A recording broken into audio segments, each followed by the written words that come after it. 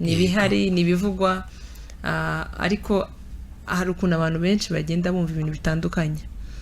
Hari ikigishwa niba navuga ko ari ikigishwa Apostle Paul Gitwaza yigishije, hari ahantu ari mu navuga ngo ni mu giterane, hari ikigishwa yigishije kivuga ko umukobwa atagomba kujya ku ruhimbi yambaye ipantaro, umusore atagomba kujya ku ruhimbi yambaye bling cyangwa se iherena.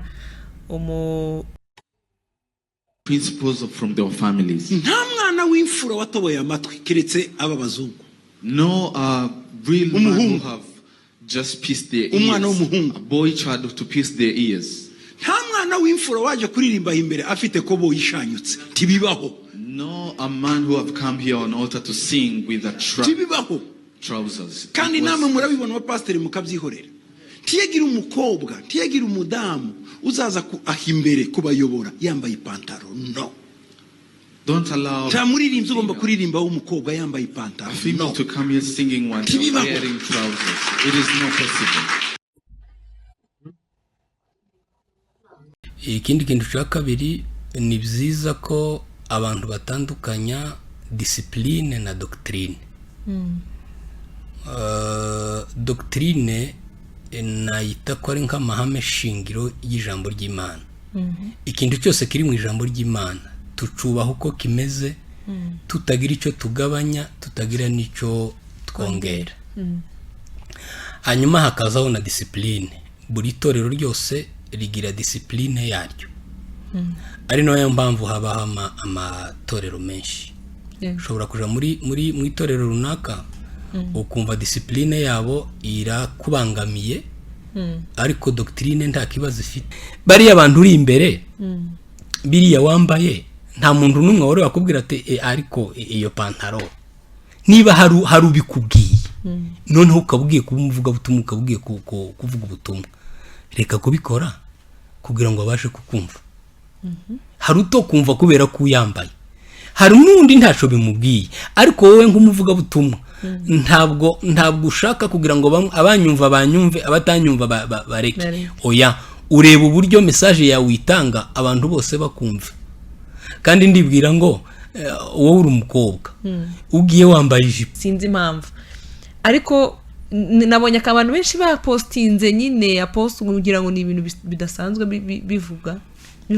Ariko ndatekereza ko bisanzwe bivugwa nyine, bisanzwe bivugwa, abantu benshi barabivuga. Reka ngubwire, inzu y'Imana koko ni umutima w'umuntu, ariko mu rusengero cyangwa mu itorero nta Imana yadushiriyeho gukoresha impano yaduhaye. Rero imyambarire yawe ugomba kwirinda kugira ngo itabe imbogamizi z'impano ikurimo. Iyo umuntu ari umuvuga butumwa ibihe byiza abo gukurikira Gospel TV, twizere ko umeze neza uri hatandukanye, uri mu Rwanda, hanze y'u Rwanda, aho uri hose twizere ko Imana ikurinze.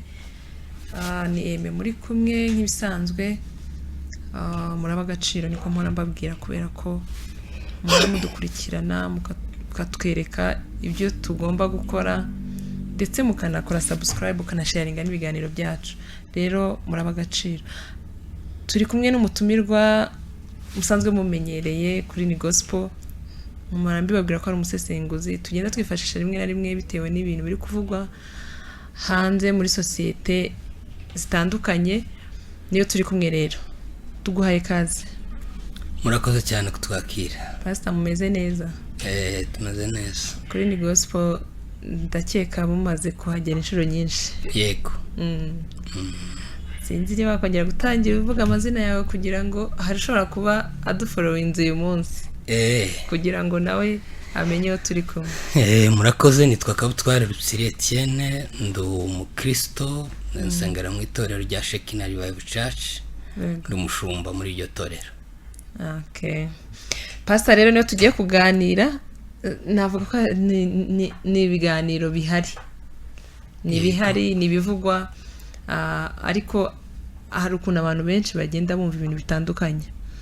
hari ikigishwa niba navuga ko ari ikigishwa Apostle Paul Gitwaza yigishije, hari ahantu ari mu navuga ngo ni mu giterane, hari ikigishwa yigishije kivuga ko umukobwa atagomba kujya ku ruhimbi yambaye ipantaro, umusore atagomba kujya ku ruhimbi yambaye bling cyangwa se iherena, umuhungu adashobora kujya ku ruhimbi yambaye afite dread. Kandi dusanzwe tubona abantu benshi ni ibintu byamenyerewe. Hari amatorero amwe rwose ubona abaririmbyi bifite uniform, niba ari abakobwa y'amapantaro, abahungu bajya ku ruhimbi rwose bifitiye dread biyambariye bling. Ariko byatunguye abantu benshi, nyine ni ibintu nyine byagiye bisa nkaho bitungura abantu. Pastor nk'umushumba ufite itorero ashumbye, ufite abaririmbyi, ubwo bubyumva gute? Urakoze cyane kuri icyo kibazo. Ndumva ari ikibazo kigoye gusubiza, ariko mbere yo kugisubiza ndabanza mvuga utuntu nka dutatu. Ikintu cya mbere, subiye inyuma gatoya, iyi nyigisho naje narayibonye ariko agace kavuga kuri utwo tuntu nyine twa discipline. Yego. Kugira ngo umuntu abashe kugira icyo avuga mu nyigisho, ni ukuba wayikurikiranye yose ukamenya n'iki yashakaga kuvuga, yabivuze mu iyihe context, yigishaga nde, yashakaga kuvuga iki. Icyo ni kimwe nshobora kuvuga. Ikindi kintu cya kabiri, ni byiza ko abantu batandukanya discipline na doctrine. Doctrine nayita ko ari nk'amahame shingiro y'ijambo ry'Imana. Ikintu cyose kiri mu ijambo ry'Imana tucubaho uko kimeze, tutagira icyo tugabanya, tutagira n'icyo twongera. Hanyuma hakazaho na discipline. Buri torero ryose rigira discipline yaryo. Ari nayo mpamvu habaho amatorero menshi. Ushobora kuja mu itorero runaka ukumva discipline yabo irakubangamiye, ariko doctrine nta kibazo ifite. Ukaja mu rindi wenda discipline yabo itakubangamira, ariko doctrine ari imwe. Rero discipline ntabwo ari ihame. Ntabwo ari ihame, ni amabwiriza abantu bishyiriraho kugira ngo barebe uko bashobora kubungabunga ubusugire bw'itorero babereye abayobozi. Icya gatatu, nshaka kuvuga mbere yuko nsubiza icyo kibazo, buriya ikintu cyose kiba gifite aho cavuye n'umwuka kiri inyuma. Umukristo rero n'ubundi ugomba kumenya ngo ese ibi inkomoko yabyo ni bihe, ese nta mwuka uri inyuma y'iki kintu. Icya kabiri, uko namwumvise ni nkaho aksayo cyangwa umurongo wiwe yawuciye kubavuga butumwa. Yego. Yavuze ngo aha hantu uvuga kuri podium, aha hantu mugomba kuharinda, ahantu nanto kubaho. Abaririmbyi ntabavuga butumwa. Kwambara ipantaro hariya hanze nta cyaha kirimo. Ubu twahura nambaye ikabutura uretse ko ntoyambara mu muhanda, hari cyaha naba nkoze. Ariko nojana kuri podium ngaje kubwiriza. None se ubutumwa muri mu rusengero cyangwa buri aho unyura hose ugomba kuba uri aho unyura hose ngomba kuvuga ubutumwa. Yego. Ariko mfite umwihariko waho mpagaze. Ngomba kububaha kubera ko ari mu nzu y'Imana. Reka nguheze urugero. Nta munsi noje kuri podium nambaye training ngo ngiye kubwiriza, ariko no yambara hano hanze. Kandi uwo nsanga nambaye training ndi muri siporo ntabwo yovuga ati uyu pasiteri ameze ate. Ndibwira ko nta muntu byakira urubanza mu mutima ngo ese yambaye ate. Ariko hariya n'ahandi hantu bimeze nka cya kiganiro twigeze tuganira. N'ahandi hantu umuntu yakagombye kwitwararika, akitwara nk'abandi bavuga butumwa. umuririmbyi ni umuvugabutumwa cyo kimwe n'umushumba ugiye kuvuga ubutumwa. Niba twebwe abashumba tugerageza tukambara neza kubera ko abaririmbyi badashobora kwambara neza, ariko hari uwambara ipantaro ukabona nyine asa neza, hari uwambara ipantaro ukabona asa neza, nuko wenda hari ukuntu akosa bivuze. Reka nkubwire Eme, bitegwa n'abahagaze imbere. Urumva iyo uri umuvugabutumwa umenya abo ngiye kubwira ni bandi. Muri aba ngiye kubwira harimo abizi, urabashakira ibyabo. Harimo abatizi, nabo bagomba kugegwaho. Harimo abanyamugi, nabo bagomba kugegwaho. Harimo abaturage, nabo bagomba kugegwaho. Ugomba gushaka ikintu uha bariya abantu bose. Icya kabiri, ugomba kureba uko wambara kugira ngo hatagira umwe muri bariya bagutegera utakumva bijyanye n'imyambarire wambaye. Abaririmbyi rero nabo nabavuga butumwa cyo kimwe n'abandi. Heda rero urebye bagira umwanya muremure kuri podium kuturusha twebwe abavuga butumwa. Niba baba hariya ni byiza nabo ko mbere yuko bambara batekereza. Bibiliya avuga ngo ntukagire igisitazo ushira imbere y'umuntu wari we wose.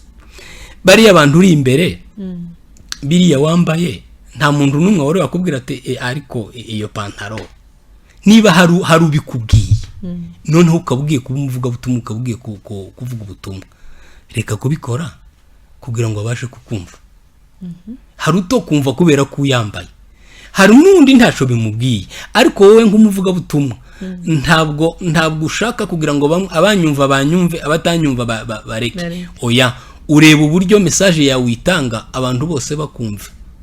Kandi ndibwira ngo wowe uri umukobwa ugiye wambaye ijipo ntico kubuza kubegwa kandi woririmba nkuko wari usanzwe. Gusa byakurikirana na discipline y'itorero ryawe. Umupasiteri wawe akubwiye ati kwambara ipantaro nta kibazo gihari, wayambara. Ariko ngiye uko mzumva umuntu ngumuvuga butumwa ahagarara imbere y'abantu yizeye ko abantu bose badashobora kunenga imyambarire yambaye. None se pastor, hari wenda navuga ko hari bino bihugu bindi duturanye cyangwa se byinshi byo muri Afrika usanga dufite abaririmbyi benshi kandi beza, babaramyi beza, ariko usanga umuririmbyi ajya ku gatuti yambara ikabutura cyangwa yambara deshire cyangwa yambare nyine afite izo dread, afite izo bling, ariko akaririmba ntunabitekereza ko abyambaye. Ukabona nyine ni umuntu urihimbaza Imana nta kibazo, we numve ntacyo kumva nyine ntacyo bigutwaye. Kandi babandabwira wenda sinzi icyo bagenderaho, ushobora kuba bagendera kuri rya jambo rivuga ngo inzu y'Imana ni umuntu, ni mu mutima. Ushobora kuba wenda ari byo bagenderaho, sinzi impamvu. Ariko nabonye abantu benshi bapostinze nyine ya post kugira ngo ni ibintu bidasanzwe bivugwa. Ariko ndatekereza ko bisanzwe bivugwa. Nyine bisanzwe bivugwa. Abantu benshi barabivuga. Reka ngubwire. Inzu y'Imana koko ni umutima. Umutima w'umuntu. Ariko mu rusengero cyangwa mu itorero na Imana yadushiriyeho gukoresha impano yaduhaye. Rero imyambarire yawe ugomba kwirinda kugira ngo itaba imbogamizi z'impano kurimo. Iyo umuntu ari umuvuga butumwa ureba icyagaciro nikihe, nuko nambara cyangwa nibyo mvuga. Ese nzanye yajipo iyo mwenda nkavana nubahirize gahunda kubera ko bavuze nambara ijipo, nkazana ijipo nyine iri aho ngaho. Iyo kubera ko bavuze ngo muzane ipantaro mwambara amajipo, nkazana yajipo nyine ushobora guhura n'umuntu akavuga ati uyambaye cyangwa ntiyambaye. Ndubura umuvuga butumwa kandi ari ijipo muri kudushishikariza kwambara. Ubu uri umuririmbyi ariko utari umuvuga butumwa. Urabizi ikibazo kiragaruka mu kumenya identite. Ndinde ndi umuririmbyi. Umuririmbyi ni iki? Ni umuvuga butumwa, ni umuhanuzi. Ahagaze imbere y'abantu agiye kubahanurira biciye muri ziriya ndirimbo, agiye kubabwira ubutumwa biciye muri ziriya ndirimbo. Niba zicyo aricyo umuririmbyi uzi icyo aricyo, agomba kumenya nuko yitwara imbere y'abagiye kubwira. Hanyuma se bihuriye he no kuramya Imana? Wenda reka tuve mu myambarire. Yego hari ushobora kukubona bitewe nuko wambaye nkuko hatangiye bivuga agahita yumva rwose ibyo ugiye kumbwira narangije kubibona bitewe n'imyambarire wambaye nuko wambaye, agahita yumva ko ubutumwa wabutanze byarangiye. Hari nuko ubona nyine bitewe nuko wambaye, wenda wambaye neza, agahita avuga ati nkeneye kumva ikintu kiri bukuvemo bitewe n'ukuntu wambaye. None se nk'uyu muntu wambara bring mu by'ukuri itwaye iki? Reka ngusomere ijambo ry'Imana. Kuva 21 reka mbere ku murongo wa 2 ndarangiza umurongo wa 6 ari naho ngira ngo nibyo apostle yavugaga. Gusa nyine ntabwo yavuze icyanditswaho kiri ariko yabivuze uko bibi. Yego. Haravuga ngo nugura umugurano w'umuheburayo agukorera imyaka 6, kuwa 7 azagenda abe uw'umudendezo atagize icyo yicunguje. Niba yaraje wenyine agende wenyine, niba yarazanye n'umugore we ajyane nawe, kandi shebuja namushingira umugore bakabyarana abahungu cyangwa abakobwa, uwo mugore n'abana be bazabe abashebuju. Ariko uwo mugurano, uwo mugabo agende wenyine. Ariko uwo mugurano niyerura ati nkunze databuja n'umugore wanje n'abana banje, sinshaka kugenda ngo mbe uw'umudendezo, shebuja amujana imbere y'Imana, amuhagarike ku rugi cyangwa ku nkomanirizo, shebuja amupfumuza ugutwi uruhindu, agumye kumukorera iteka. Iyo ugutwi gupfumuye bigaragaza kuba imbata ya burundu. Ngira ngo noneho urandera amabuye. Nicyo nashaka kuvuga, umuntu mbere yuko umuntu akora ikintu agomba kubanza akamenya origine niki. Ese niki iyo umuntu akoze iki kintu igisobanuro cyacu niki? No ku bantu bose no ku bakobwa byose. Hano biravuga bavuze imbata y'umugabo. Yego. Bavuze imbata y'umugabo. Hari ahantu bigenda bigaragaza muri Bibiliya ko abadamu bagiraga impeta ku matwi. Ariko uyu mugabo bagiye bagapfumura bakazirika, bigaragaza ko abaye imbata ya burundu. None umuntu yakwibaza ngo uriya bamupfumuye abaye imbata yande? D'abord yarabizi se? Yarabizi ko gupfumugwa ari kibazo? Niba atarabizi yagara mu itorero nicyo rishinzwe rikavuga ati abantu bapfumuye amatwi, abagabo bapfumuye amatwi ntabwo tubashaka hano ngo baba bavuga butumwa. Iriya muri masse ntabwo ukwirukana umuntu araza agakurikira ijambo ry'Imana, ariko kuba umuririmbyi ni inshingano. Kandi iyo umuntu aje kuja mu nshingano hari ibyo agomba kuba yujuje. Ukamubwira ati ntabwo dushaka abantu bapfumuye amatwi, akakubaza ati se kubera iki? Uramusomera iki cyanditswe? Avuga ngo iyo umuntu yemeye ko bamupfumura ugutwi ari umugabo aba yiyemeje kuba imbata ya burundu. Ubwo bivuze ko isi yarakubatishije nyine uri imbata yayo. Gusa niba atarabiza akavuga ati nabipfumuye mu kutamenya Imana imbabarire, baramubabarira. Ka kantu bapfumuye ntikavaho, ariko yambe rya Helena ararikuraho, bisabira imbabazi bamusengera Imana, agaruka b'umuririmbyi afata inshingano. Uburirimbyi ni inshingano. Muzumve nkishi niba umuntu ari umuririmbyi ntabwo ari nk'umukristo ya wundi wo muri masse, no, ni inshingano. Niba umuntu agiye mu nshingano hari ibisabwa kugira ngo umuntu aje mu nshingano.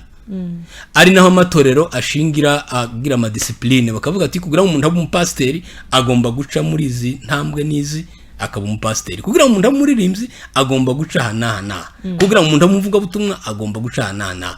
Abaririmbyi ntimukabumvire mu ruziruko, ahubwo muzabumvire mu nshingano bakora mu itorero, nabavuga butumwa cyo kimwe n'abandi. None se pastor, hari nk'umuntu ubona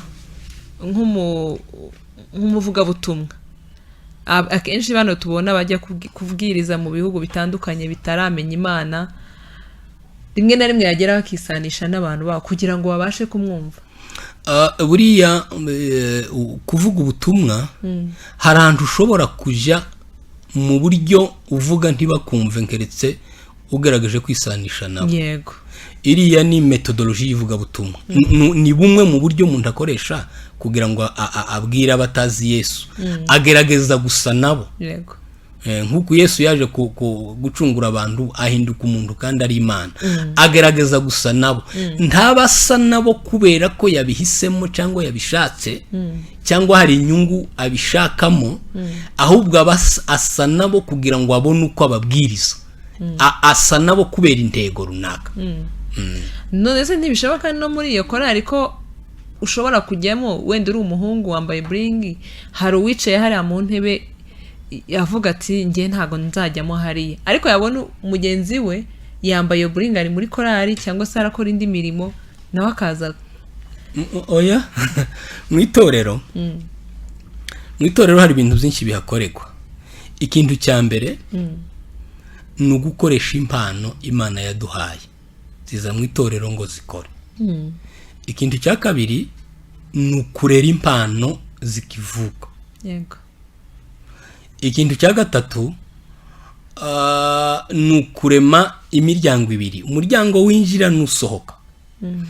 Umuryango winjira ni abadakijijwe bava hanze bakinjira mu nzu y'Imana. Iyo bavuye hanze bakinjira mu nzu y'Imana, uko basanze mumeze nabo niko bamera.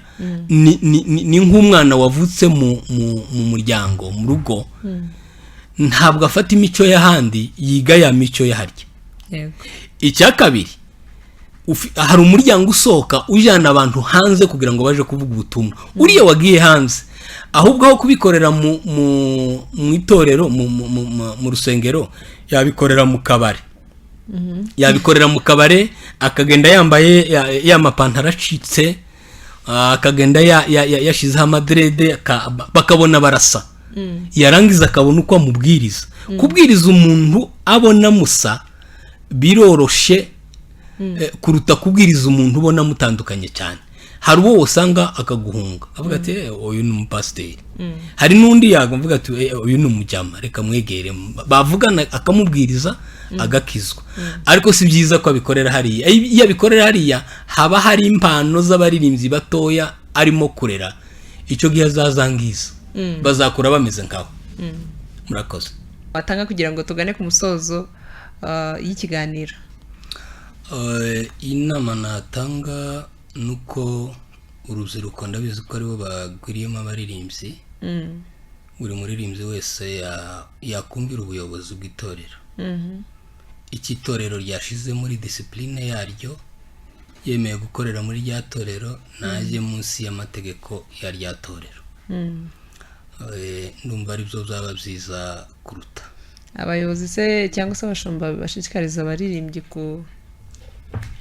kwambara iyo myenda? Abashishikariza abaririmbyi kwambara imyenda wenda ikojeje isoni kuri bamwe, ntabwo namenye impamvu baba bashingiyeho. Ariko ngiye ku giti cyanjye navuga ko atari byiza, kuko abaririmbyi ni abavuga butumwa. Yego. Niba uri umushumba ukaje imbere y'abantu wambaye neza, ntabwo wabwira abana mukorana umurimo umwe ngo bo bambare nabi. Sinzi ko hari n'ababashishikariza kwambara, ariko hari n'umwana warakuze. Birashoboka wenda ko hari abo tubigiramo imbaraga ngo bababuze, ariko sinzi ko hari n'umwana warakuze yiyambarira uko ashaka, kumva ko umubyeyi nta kintu yigeze ambwira kuri iyi myambarire. Se umushumba araza kumbwira iki kandi ababyeyi banjye nta kintu bigeze babimbwiraho? Ngira ngo nari nabivuze mu kiganiro ko kuririmba ni inshingano. Kandi umuntu ataririmbye ntibikuraho ko umukristo. Niba mu itorero ryawe batanze amabwiriza runaka bakavuga ati umuririmbyi agomba kuba yitwaye atya, yambara atya, ukumva ko ya mabwiriza utayakwigwamo, wakwigumira mu ndebe z'abaririmbyi basanzwe, z'abakristo basanzwe, ukareka kuja maririmbyi kuko kuririmba mu buririmbyi ni inshingano nivuga butumwa kandi umuvuga butumwa aba ari cyitegererezo ku bandi bantu. Icya kabiri iyo umuntu yabaye umukristo aroroha mu mutima, nta bintu byamuremerera wenda ngo akoze ku myambarire ye ngo yumve nkaho hari Imana banyeganyije, nta kiba cyabaye. Ahubwo niba ari umuririmbyi koko biri mu mutima, ahubwo hari ibyo yo kwibuza kugira ngo abashe gukora icyo Imana yamuhamagariye. Hari ibyo yo kwibuza nk'umuririmbyi byari bimushimishije kugira ngo abashe kuririmba. Niko mzumva. Numva twasoheza aha, n'ubundi dusanzwe tugutumira nk'uko natangiye bivuga, ariko nanone mbwira abantu badukurikiye ikintu cyose mwifuza ko twaganira, twazagarura pasiteri tukaganiraho topic yari yo yose, mujye muri comment mutubwire, hanyuma ubutaha tuzamugarure tuza kuganira kuri iyo topic cyangwa se kuri igitekerezo cyari cyo cyose muzashaka tuzaganira. Pasiteri, reka tugushimire. Murakoze cyane gushima. Sinzi niba hari icyo wakongeraho tugasoza. Oya, nanjye no kubashimira ko girira icyizere kugira ngo tubashe kuganira. Ndi umuntu usanzwe, ibyo nzi ni bikeya, gusa ibyo nzi byo muzambaza nzi byose nzabivuga. Ibyo ntazi ubwo nyine nzababwira ko ndabizi. Murakoze. Murakoze, reka tugushimire. Ego.